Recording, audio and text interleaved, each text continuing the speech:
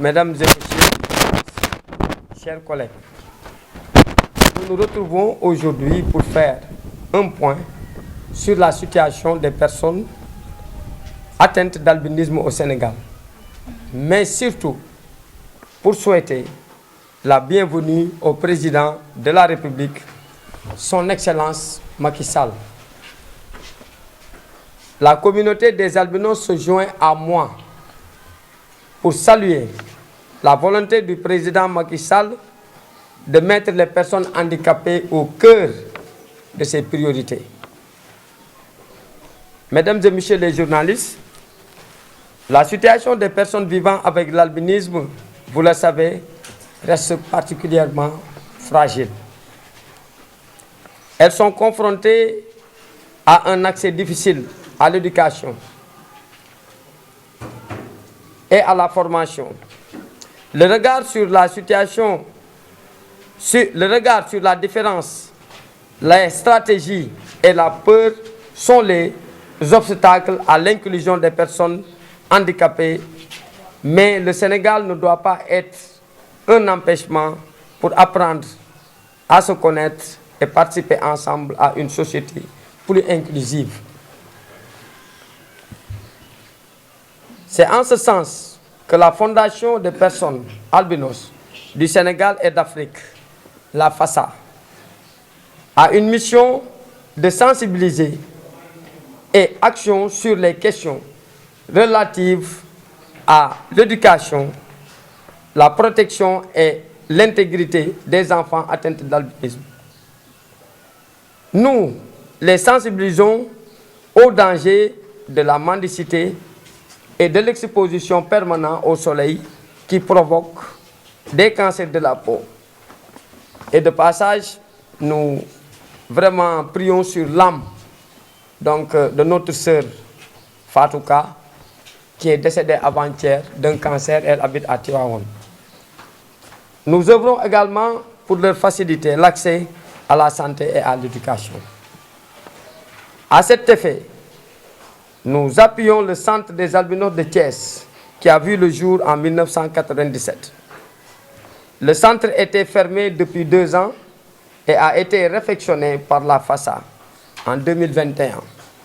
pour accueillir 200 enfants albinos en situation de vulnérabilité.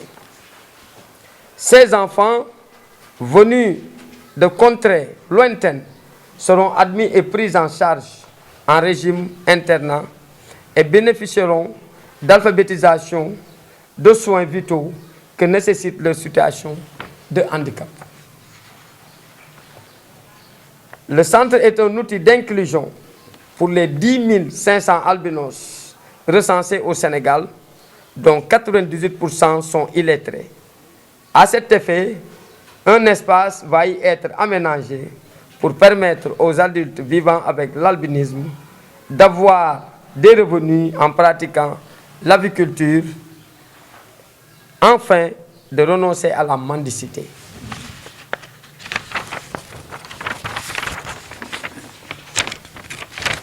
La FASA a également conçu des stratégies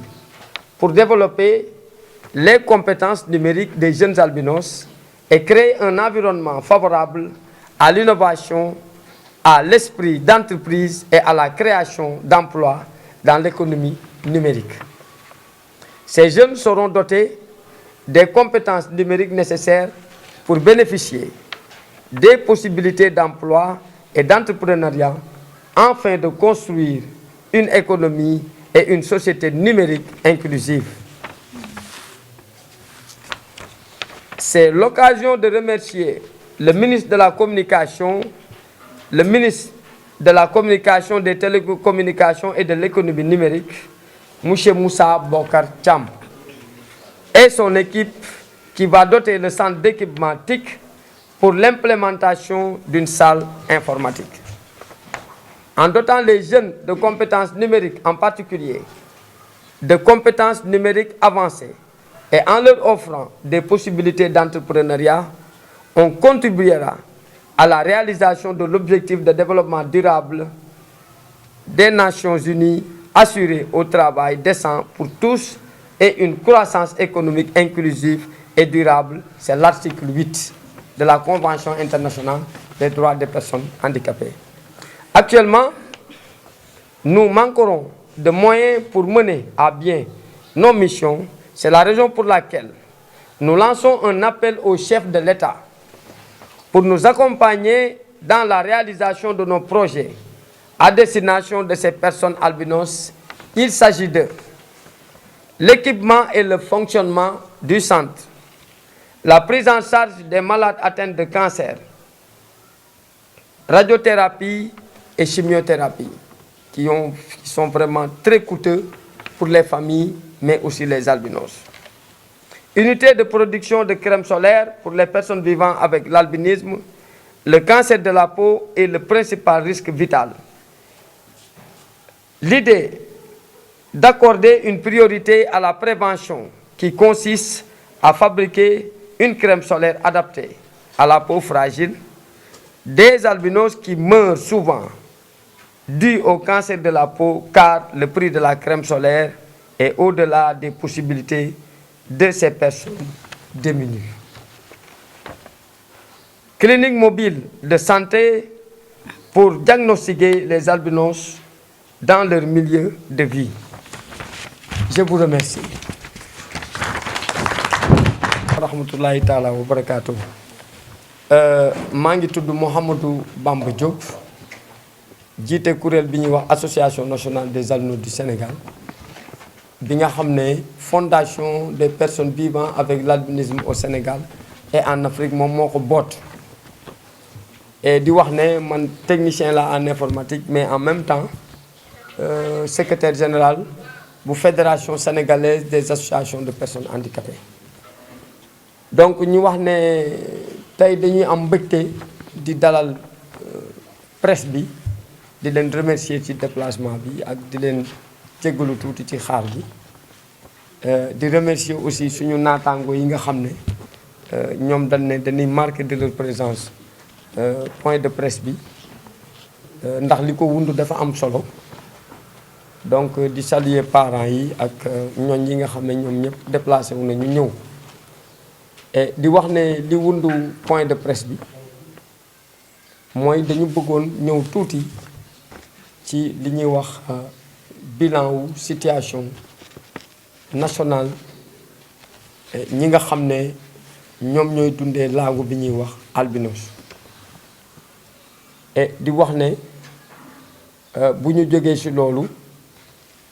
beneen ponk bi mooy vraiment ñu sant ak sargal suñu njiitum réew di son excellence le président Macky Sall. Donc ci li nga xam ne jël na ko mu jël social, jël handicap dugal ko ci, jël 2023 bi déclaré ko année sociale. Et vraiment ñu di ko sargal ci ñëw bi nga xam ne tamit jël na décision tey ñëw ko Thiès pour mën a saytu Thiès, mën a xool li nga xam ne mi ngi fiy dox, def fi conseil interministériel ak saafonte ak population thiessoise. Donc bu loolu weesoo, bu ñu nuyoo suñu naataango journalistes yi nga xam ne damay wax chaque jour ne ñoom c'est le 4e pouvoir, mënuñoo dem sans ñoom, mënuñoo dem sans ñun. Et heure bu ñu xewlee rek ñu bàyyi seen lépp ñëw ànd kook ñun taataan li nga xam ne moom la ñuy liggéey, mën koo séddale ci xarala yi ba ñëpp jot ci. Et di wax ne situation ñi nga xam ne mooy sama naataango puune yi Sénégal, gis nañ ne situation yi ba léegi dafa xaw a jéggi dayoo. li tax mu jéggi dayoo muy lu ci bari ba léegi mu ngi sooxe. di ci njëkk a jiitu mooy njàng mi sooxe na, faju gi metti na, faatu gi mi ngi gën a bari. Et ci loolu may wax ne ñu ngi julli ak di ñaanal ci mémoire Fatou Ka, ñu koy wax Kumba Ka, ndax ñoom tukulóor yi dañuy am ñaari tur. mu nekkoon suñu naataango boo xam ne jigéen la jotagul woon am jëkkër jotagul woon samp njaboot et yàlla dogal ñaar fukki at ak juróom benn la am bërki démb cancer bi nga xam ne moom mooy faat albinos yi faat ko mu ngi dëkkee Tiwaawoon jébbal nañ ko boromam di ko ñaanal suuf sedd ci kawam di ñaan yàlla yàlla na ko fa yàlla yamale yàlla saafara ba bépp puune dootul faatu ci cancer. et loolu bokk na ci li tax aussi ñu tenir point de presse bi pour gën a mën a wax ci jafe-jafe yi ñaax suñu kilifa yi mais ñaax ki nga xam ne aussi mooy njiitum réew mi di son excellence le président de la république Macky Sall mi nga xam ne dafa ne 2023 bi da koy def année sociale. et ci loolu nag ñi xamle ne centre bi ñi ngi ko tabaxoon 1997 USAID moom moo ko tabaxoon en partenariat ak association nationale des albinos et l'État du Sénégal mais gis nañ ne ci ñetti at yi ci ginnaaw dafa tëju woon li tax mu tëju woon mooy dafa nekkoon ci ay travaux ndax fondation bi ñuy wax FASA muy fondation bi jiite albinos yi Sénégal ak Afrique moom mooy jëloon initiative lancé ay campagne de levée de fonds pour mën a taaral centre bi et ñi xam ne centre bi li ko wundu mooy dafa war a dajale fii maanaam ñu ñuy wax ay xale yu am ñeenti at ba juróom-ñaari at mais am laago bi nga xam ne moom la ñuy wax albinisme mais aussi war koo bokk ak seen yeneen naataango xale yoo xam ne duñu ay albinos naam mais dañuy nekk ci situation défavorable te ñooñ it li tax ñu wund loolu mooy ñu bari buñ déggee centre rek dañuy defe ne dañuy beddi te Olof Njaay dafa ne ku ñuy beddi bu mu boddi konte te ñun bu ne dañuy réussir pari de l'inclusion bëgg albinos yi société bi accepté leen mënuñu tabax lu mel nii ba pare albinos yi rek di ko jariñoo ñi dul albinos duñ ko jariñoo kon dañ fiy boole ñii albinos ak ñu dul albinos ñi nekk fi mais nag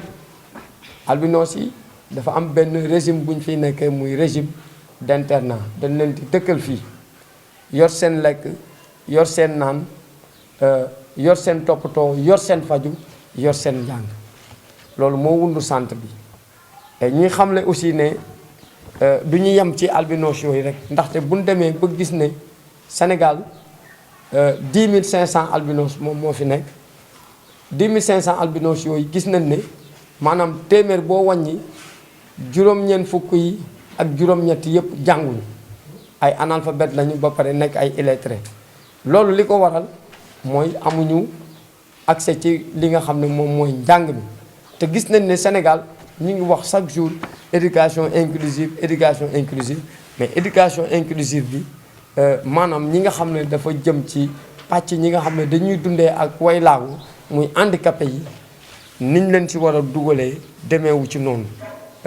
naam wax ji bari na loolu mais boo demee sur le terrain constat bi ngay def mooy vraiment éducation inclusive bi jotewul ci yenn catégorie de handicap bi surtout ñi am handicap spécifique muy ñi nga xam ne seen handicap dafa xaw a sensible muy albinos yi gis nañ suur yi mooy ñi nga xam ne dañoo tëx mais gis nañ aussi ñi nga xam ne dañoo am petite taille muy mongol ñu leen di wax ay mongol ñooñu tey ay partenaires association bi lañu te bu ñu démarrer centre bi dinañ ci ñëw et loolu moo tax ñu ne duñ yem rek ci 200 xale yi mais dañuy jël mag ñi aussi tàggat leen defal leen li nga xam ne mooy ay formation defal leen aussi ay activités comme aviculture bi embouche bi loolu dana tax puune yi nga xam ne dañ doon tàllal seen loxo rek di yalwaan mu doon seen première activité boo xam ne daanaka mooy seen activité quotidien seen dund lépp loolu lañ doon def loolu ñu fexe ba loolu ñu arrêté ko fexe ba puune yooyu ñu former leen ci ay métiers former leen ci ay formation ba ñu mën a jël seen bopp en charge nekk ay acteurs économiques ci loolu aussi ñu ne maanaam mënuñu jàll te sant ñu monsieur le ministre Moussa Bocar Thiam ñu ngi koy sant ñu ngi koy gërëm ñu ngi koy ñaanal ndax nag centre bi rëy na centre bi ci Sénégal la bokk centre bi fierté Afrique la mais mën naa ne depuis ñu tabax centre bi ba léegi mu ngi yabal ñu ngi yabal ministère de l'économie numérique mu ngi yabal ay ndaw ñi ñëw di saytu di seet pour xool fan la liggéey bi toll pour ñu mën a accompagner centre bi ba mu am salle multimédia te ku ne xam na ne tey ñu ngi ci monde nouvelle technologie de l'information et de la communication tey xarala yu bees yi ñi nga xam ne ñooy handicapé yi dañ ci war a am accès xale yi nga xam ne ñoom ñooy avenir u ëllëg nga xam ne ay président mën na ci génn ay ministre mën na ci génn xale yooyu aussi dañ cee war a am place donc Moussa Bocar Thiam jël na décision équipé benn salle multimédia fii ci centre bi réceptionné nañu matériel bi ñu ngi koy xaar mu ñëw ñu def cérémonie officielle bi mais dama bëggoon di passage ci point de presse bi ñu sargal ko sant ko gërëm ko ndax mi ngi wane ne mission bi nga xam ne son excellence le président de la république mi ngi ko assigné moom mi ngi koy def mi ngi xool ñi nga xam ne dañ leen a beddi boddi leen boolewul leen ci dara moom mu ngi leen di recenser di leen boole ci li nga xam ne mooy calendrier ministériel am et loolu nag dañ ci tàllal loxo aussi yeneen département ministériel yëpp xamal leen ne Puune yi ci Sénégal lañ bokk dañ fay am àq am fi ay yelleef te seen àq nag bokk na ci lépp lu ñuy yëkkati ci ministère yi ñu mën leen cee jox cër bu mu rëy donc ci loolu daal lañ na woon dinañ ko sant gërëm ko tàllal loxo aussi son excellence le président de la république parce que ñëpp xam nañ ne day ñëw Thiès certes am na agenda bu rëy rëy waaye li nga xam ne mooy suñu mébét mooy séddoog moom li nga xam ne mooy suñuy gis-gis ak fa ñu bëgg a dem et fi nga xam ne nag bëgg nañ fa dem mooy centre bi pare na Moussa Bocar Thiam def na li nga xam ne mooy waru garam mu ngi équipé salle multimédia mais bu ngeen duggee ci centre bi di ngeen gis ne salle yi dafa vide donc soxla nañ équipement muy mobilier scolaire maanaam ay xarala yoo xam ne xale yi dinañ ci mën a toog di jàng ay armoire de rangement soxla nañ aussi ay jàngalekat naam sax état bi commencé na fi yónnee ay jàngalekat mais danoo bëgg mu gën a daj ndax ku xool xam ne lim bi ñu war a teeru fii ci centre bi bari nañu donc suñu premier problème bokk na problème équipement ñu ngi koy tàllal loxo sénégalais yi ministres yi son excellence le président de la république mais bonne volonté yi aussi et ñu wax ne aussi bëgg nañu ñu jàppale ñu ci prise en charge albinos yi ndax Fatou Ka moomu faatu fondation bi liggéey na ci lu bari ñoo doon jënd ordonnance yi ñoo doon fay frais hospitalisation bi mais day dem ba ci biir hôpital bi sax day am problème pour lekk ñi nga xam ne ñooy ñi koy ay assistant am passe bu ñuy passé Tivaouane di ñëw di relayante day nekk problème ci ñoom te nijaayam bi nga xam ne moom moo ci disponible loon ndongal daara la dafa yor daara amul woon jot dafa jot nag maanaam njiitum réew mi ak gouvernement am ak ñi fi nekk ak ministère de la santé ñu jël ay matuwaay ba benn Puune dootul am cancer et loolu nag li nga xam ne moom moo koy mën a dindi mooy am na projet bu ñu porté depuis ay années gis nañ ne naam son excellence le président Macky Sall jox nañ na ci ay instructions am na ay responsabilités yu mu ci joxe pour que ñu accompagner ñu ba ñu mettre en place benn unité de fabrique de crème solaire boo xam ne diw yi nga xam ne ñun moom lañ soxla nga xam ne mooy tax bu ñu defee lu ëpp fanweeri minute ci naaj bi du ñu lakk moom mooy tax du ñu am ay góom ba góom yooyu di dem ba nekk cancer loolu tey bëgg nañu son excellence le président ak gouvernement ñu gën cee maanaam ñaax ñi nga xam ne ñoom lañ ko dénk ba loolu tey mu mën a saafarawu ñu mën a am unité de fabrique boobu noonu bu ko defee benn Puune dootul ñàkk li nga xam ne mooy diw boobu ba yàlla di dogal muy am cancer. ñu wax ne aussi bu crème solaire yi weesoo gis nañ ne malade yi nga xam ne dañ leen war a dépister mooy ñi commencé am cancer. loolu aussi dafa am solo parce que bu ngeen xoolee ñi nga xam ne naaj bi dafa xaw a yàq seen yaram dañu am ay taches yuy rax ci taches yu ñuul yooyu yoo xam ne taches yooyu c'est des taches cancérigènes dañ ko war a saytu xool ko teel koo dindi balaa muy commencé di développer góom parce que bu defee góom bi moom mooy def cancer te cancer bi ay millions moom ngay am pour mën a faju loolu moo tax puune bu ci am cancer boo demee hôpital dañuy jël sa tur jox la rendez-vous boo xam ne 6 mois wala 9 mois bu ko defee bala ngaa ñëw moo nga faatu parce que xam nañ ne li nga xam ne mooy koom-koom bi nga war a am pour mën a faju amoo ko te dafa am nag loo xam ne buñ ko waxee muy les droits universels muy toute personne naissent libres et égaux et jouissent des mêmes droits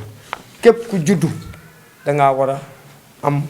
maanaam li nga xam ne mooy sa àq ak sa yelleef li nga xam ne ki dul handicapé droit yooyu mu am yow loolu da nga koy am lépp loo xam ne facilité bu ñu ko defal la yow dañ la kaa war a defal kon tey ñun handicapé yi jot na nag ci li nga xam ne mooy suñu àq ak suñu yelleef ñu jox ñu ko te defe naa ne ki njiiti réew mi ngi ciy def ay jéego mais gouvernement bi ñoom ñoo ci deful àq gi nga xam ne war na ko ndax ba fii ñuy waxante ak yéen loi d'orientation sociale bi mu ngi sooxe te loi d'orientation sociale boobu daf ci am ay ponk yoo xam ne bis buñ ko appliqué muy haute autorité bi muy fonds de dotation bi nga xam ne état bi da koy jël jox ko organisation handicapé yi ak haute autorité bi mais aussi haute autorité bi dana mën a taxaw li nga xam ne tey mooy les ministères de tutelle yi nga xam ne dañu wër mouvement donc handicapé Sénégal yi ku ci ne rôle bi nga xam ne war nga ko jouer ci maanaam handicapé yi nga mën koo jouer donc yooyu yëpp dafa sooxe te comme président dafay wax année sociale kon jot na nit ñuy defee conseil interministériel bi ñu fexe aussi ba conseil interministériel spécialisé sur le handicap ñu mën ko tenir très rapidement bu ko defee lépp loo xam ne lu ñu fa war a wax ci wàllum handicap ñu mën ko fa wax lépp loo xam ne tey couche vulnérable yi ñu ngi koy dund ñu mën ko bokk ak ñoom séddoo ko ba bu ñu fa jógee balaa ñuy année sociale bii ñu wax ne année sociale la di jeex li nga xam ne war nañ ko saafara ci loolu ñu saafara ko ci ba mu mat sëkk. kon ñu di leen sant di leen gërëm di wax ne loolu moo doon li ñu doon tënk ci wolof et maanaam ubbi micro yi pour ñi nga xam ne dañu am ay laaj maanaam ñu laaj. li nga xam ne moom la ñu war a yore puune yi fii nii budget la boo xam ne dañ ko séddoo ak état bi séddoo ko ak ay partenaires war ko séddoo aussi ak bonne volonté ci loolu ma di la wax ne monsieur le maire de la région de Thiès jot na ci def benn jéego muy jot na fi indi ay dund et jàpp na le 16 bii di ñëw moom ak équipe am ñu déplacé wu fi ñëw xool centre bi xool accompagnement yi nga xam ne mën na ko def moom ak équipe am ñu mën ko def pour mën ñu jàppale ba ñu mën a ñoŋal loolu nga xam ne moom lañ mébét ci ñeent fukki xale yooyu mais aussi du yam ci ñeent fukki xale yi ma préciser ko yeneen xale yi nga xam ne dañu nekk ci situation défavorable nekk ci pauvreté ndax koñ bi ñu nekk nii bokk na ci koñ yi gën a pauvre ci région de Thiès inondation yi population yi bari ci école yi dañuy fanaan donc seen xale yi ñu ci bari boo duggee ci koñ bi di nga gis ne lu mat ay 1000 enfants ñu ngi fi demuñu jànguñu école amuñu facilité pour jàng ñooñu it ñun dinañ fexe ba récupérer ñi nga xam ne nekk nañu ci âge yu mën a dugg école âge yu mën a dem école de préparation muy garderie ñu récupérer leen ñoo leen di jox ndekki ñoo leen di jox añ fi lañu yendoo xale yi ba ngoon bi ñu wàcc dem ñibbi seen kër voilà. Merci beaucoup.